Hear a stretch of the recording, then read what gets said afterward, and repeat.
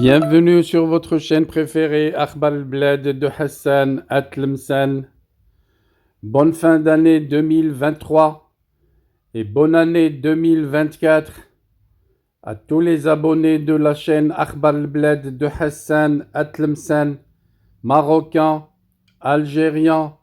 kabyles, maghrébins, africains du Sahel et de l'Afrique subsaharienne,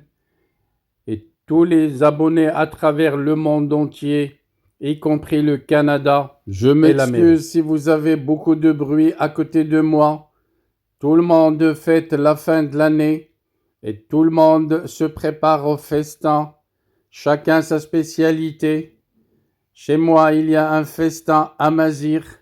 un festin purement fassi, un festin maghrébin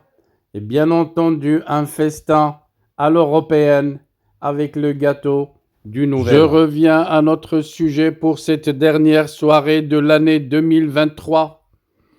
avec Farhat Mhenni et l'Anavad et le MAC qui actualisent les structures de la Kabylie avec un communiqué qui vient de sortir annonçant une plénière de l'Himni Akbaili qui a été tenue hier le 30 décembre 2023.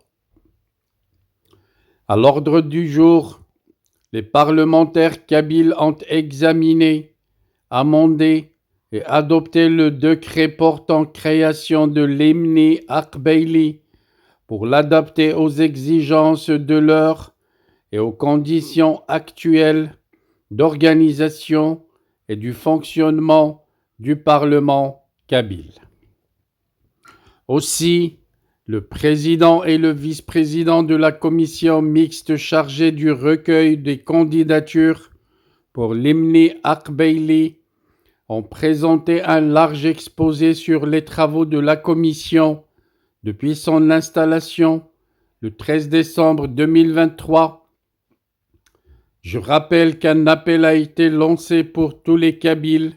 qui désirent faire partie de cette noble institution kabyle et avoir le privilège et l'honneur de légiférer et parlementer au nom du peuple noble, le peuple kabyle,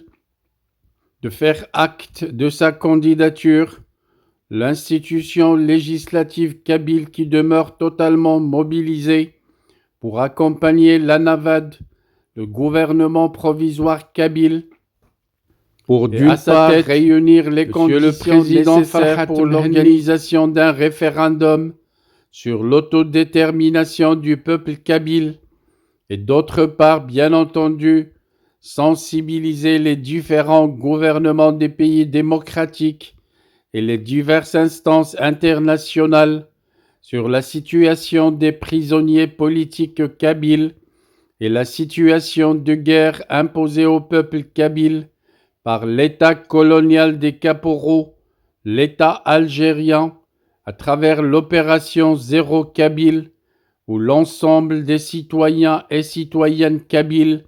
qui expriment librement leur opinion politique en général, ainsi que les militants et sympathisants du mouvement pour l'indépendance de la Kabylie, le MAC,